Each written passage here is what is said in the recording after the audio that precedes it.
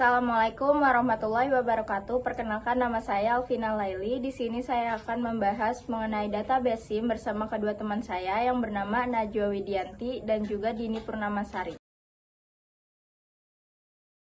Materi yang pertama yang akan saya bahas yaitu pengertian database. Database disebut juga sebagai basis data dalam bahasa Indonesia, yang artinya sekumpulan data atau informasi yang terorganisir secara sistematis untuk menyimpan, mengelola, dan mengambil informasi dalam suatu sistem informasi. Database juga memiliki peran penting dalam perangkat untuk mengumpulkan informasi, data, atau file secara terintegrasi. Dalam database ini dapat berupa teks, gambar, video, ataupun suara. Selanjutnya ada jenis dan tipe database. Untuk jenis database yang pertama ada relational database. Relational database ini datanya disimpan dalam tabel-tabel yang saling berhubungan, dan tabel ini memiliki baris serta kolom atau field. Contohnya yaitu ada Microsoft SQL, ada server, ada MySQL, sama ada PostgreSQL. Jenis yang kedua ada database non-relational atau NoSQL. Database non-relational ini tidak menggunakan tabel dan tampilannya lebih fleksibel, tidak kaku. Contohnya seperti ada gambar, teks, video, dan lain-lain. Untuk contoh aplikasinya ada MongoDB, ada Cassandra, dan juga ada Redis. Kemudian ada tipe database. Yang pertama ada operational database. Operational database ini dikenal dengan sebutan Online Transaction Processing atau OLTP. Database jenis ini juga berfungsi sebagai wadah mengelola data dinamis secara real time atau langsung. Operational database dikatakan juga memungkinkan untuk melakukan beberapa hal, mulai dari menambah, menghapus, atau mengubah data. Contoh operational database ada JavaScript, ada Object Notation atau JSON. Kemudian yang kedua, tipe database ada distribute database, di mana distribute database ini tipe yang terdiri dari gabungan antara situs dan tersebar di banyak lokasi berbeda. Tipe database yang ketiga ada database warehouse. Database warehouse ini digunakan sebagai elemen utama dalam business intelligence atau BI dan kerap dimanfaatkan untuk analisis data maupun laporan data. Salah satu contoh database warehouse ada Microsoft SQL dan juga server. Untuk tipe yang keempat ada end user database, di mana end user database ini diatur oleh pengguna akhir menggunakan workstationnya sendiri, dan berbagai jenis berkas data dibuat sendiri dengan suatu prosedur tertentu. Contohnya dari end user database yaitu ada spreadsheet, ada word processing, ada juga download file. Untuk materi selanjutnya ada fungsi database. Berdasarkan pengertian database sebelumnya yang telah dibahas, database digunakan untuk menyimpan dan merawat segala jenis data atau informasi. Fungsi database adalah untuk menghindari data ganda yang tersimpan. Suatu sistem database management atau DBMS dapat diatur supaya bisa mengenali duplikasi data ketika di-input. Kemudian fungsi selanjutnya akan dijelaskan oleh teman saya bernama Najwa. Selanjutnya, selain untuk menghindari data ganda, database memiliki fungsi lainnya. Antara lain, yang pertama mengelompokkan data atau memudahkan data dalam identifikasi data. Database menyiapkan data yang sesuai dengan permintaan user terhadap suatu informasi dengan cepat dan akurat. Yang kedua, untuk menghindari adanya duplikasi data dan inkonsistensi data. Yang ketiga, memudahkan dalam pengelolaan data, fungsi database atau basis data, seperti menyimpan, mengedit, menghapus, menginput, dan mengakses data, serta menjadi sebuah solusi dalam proses penyimpanan sebuah data, terutama data yang memiliki ukuran besar. Yang keempat, menjadi alternatif terkait masalah penyimpanan ruang dalam suatu aplikasi. Database mendukung aplikasi yang membutuhkan ruang penyimpanan. Ia juga merupakan fungsi dari database atau basis data. Yang kelima, menjaga kualitas dan keamanan data yang diakses sesuai input. Bermanfaat untuk meminimalisasi redundansi data atau munculnya banyak data dalam file yang berbeda. Database dapat menunjang keamanan data. Yang keenam, menunjang kinerja aplikasi yang memerlukan penyimpanan data. Melalui sistem yang mampu menyeleksi data menjadi suatu kelompok berurutan. Database dapat menghasilkan pencarian suatu informasi dengan lebih cepat, namun kecepatan tersebut juga dipengaruhi oleh jenis database yang digunakan. Saya akan membahas struktur dan komponen database. Yang pertama, database hierarkis. Struktur kelompok data dan subkelompok yang lebih kecil lagi menyerupai cabang-cabang pohon, misalnya organisasi perusahaan. Yang kedua, database jaringan. Model jaringan memungkinkan lebih dari satu hubungan antara data, sehingga lebih fleksibel dibandingkan model hierarkis. Namun, kompleksitasnya dapat menyulitkan pemeliharaan. Yang ketiga, database relasional.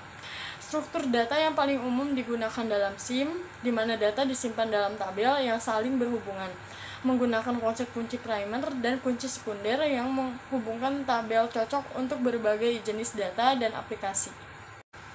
Saya akan membahas komponen dari database. Yang pertama, file database. File ini memiliki elemen-elemen data yang disimpan dalam salah satu format organisasi file database. Yang kedua, sistem manajemen database atau disebut DBMS. Sekelompok program perangkat lunak yang mengelola basis data, mengontrol akses ke basis data, menjaga keamanan basis data, dan melakukan tugas-tugas lainnya. Contohnya ada di PPT. Yang ketiga, sistem antarmuka bahasa induk. Bagian dari DBMS yang berkomunikasi dengan program aplikasi seperti COBOL dan Fortran yang memerlukan data dari file-file.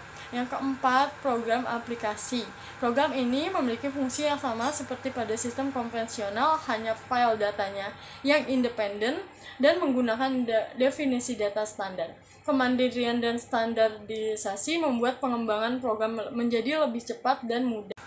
Saya akan membahas tahap-tahap umum dalam perencanaan database. Yang pertama, analisis kebutuhan atau rekrutmen analisis. Identifikasi tujuan database. Tentukan apa saja dari database tersebut, siapa yang akan menggunakannya, dan informasi apa saja yang diperlukan. Identifikasi data yang diperlukan, kumpulkan informasi tentang jenis data yang akan disimpan, termasuk entitas utama, atribut, dan hubungan antara entitas. Yang kedua, desain konseptual. Pembuatan model entitas relasi atau RED, buat diagram entitas relasi yang menggambarkan entitas utama, atributnya, dan relasi antar entitas. Ini membantu memvisualisasikan struktur data secara keseluruhan. Normalisasi data. Lakukan normalisasi untuk menghindari redundansi data dan memastikan bahwa setiap tabel hanya menyimpan satu jenis informasi yang spesifik. Yang ketiga ada desain logis, pemetaan ke model relasional, ubah model ERD menjadi tabel-tabel relasional lengkap dengan kolom, tipe data, dan relasi antar tabel. Yang selanjutnya penentuan kunci utama dan kunci asing, tentukan primary key atau kunci utama dan foreign key kunci asing untuk menjaga integritas data. Yang keempat, desain fisik. Pemilihan DBMS, Database Management System, tentukan platform DBMS yang akan digunakan. Misalnya MySQL, PostgreSQL, Oracle, SQL Server. Penentuan struktur penyimpanan, tentukan bagaimana data akan disimpan secara fisik, termasuk pemilihan indeks, partisi, dan teknik optimasi lainnya. Yang kelima, pengujian dan validasi. Pengujian model uji desain database untuk memastikan bahwa semua kebutuhan sudah terpenuhi dan data dapat disimpan serta diakses sesuai harapan. Selanjutnya, validasi terhadap kebutuhan. Verifikasi kembali apakah struktur database sudah sesuai dengan kebutuhan pengguna dan proses bisnis. Yang keenam ada implementasi. Setelah semua desain disetujui, mulailah implementasi dengan membuat struktur tabel, mengatur hubungan antar tabel, dan mengisi data awal. Yang kelima, pengujian dan validasi. Pengujian model uji desain database untuk memastikan bahwa semua kebutuhan sudah terpenuhi dan data dapat disimpan serta diakses sesuai harapan. Selanjutnya, validasi terhadap kebutuhan. Verifikasi kembali apakah struktur database sudah sesuai dengan kebutuhan pengguna dan proses bisnis. Yang keenam ada implementasi. Setelah semua desain disetujui, mulailah implementasi dengan membuat struktur tabel, mengatur hubungan antar tabel, dan mengisi data awal. Selanjutnya ada keuntungan utama menggunakan database. Yang pertama ada sentralisasi data. Pengelolaan terpusat. Semua data disimpan di satu lokasi yang akses konsisten pengguna yang berwenang bisa mengakses data yang sama sehingga tidak ada perbedaan di antar divisi.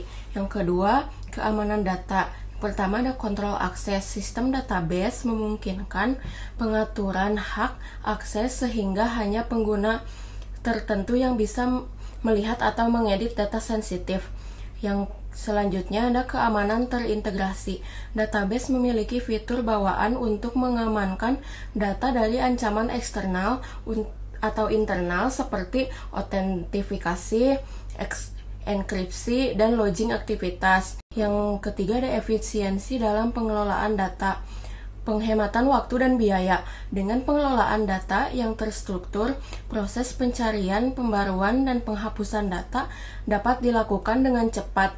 Otomatisasi tugas database mendukung otomatisasi berbagai proses seperti backup, sinkronasi data, dan pencatatan transaksi. Yang keempat, terintegrasi dan konsistensi data. Pengaturan integritas data. Database mendukung aturan untuk menjaga integritas data seperti memastikan nilai unik dalam kunci utama atau menjaga konsistensi antara tabel yang terhubung. Yang selanjutnya ada pengurangan duplikasi data. Melalui normalisasi database, membantu meminimalisir redundansi data sehingga data dapat disimpan berulang-ulang. Yang selanjutnya ada kemudahan dalam pengambilan keputusan. Analisis data yang cepat. Database memungkinkan pengelolaan data besar dengan mudah dan cepat, memfasilitasi proses analisis data untuk pengambilan keputusan yang lebih baik.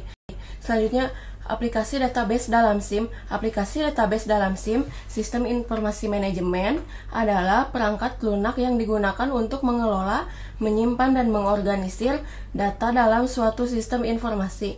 Aplikasi ini memegang peranan penting dalam mendukung fungsi SIM seperti mengumpulkan, menyimpan, mengolah, dan menyajikan data untuk pengambilan keputusan.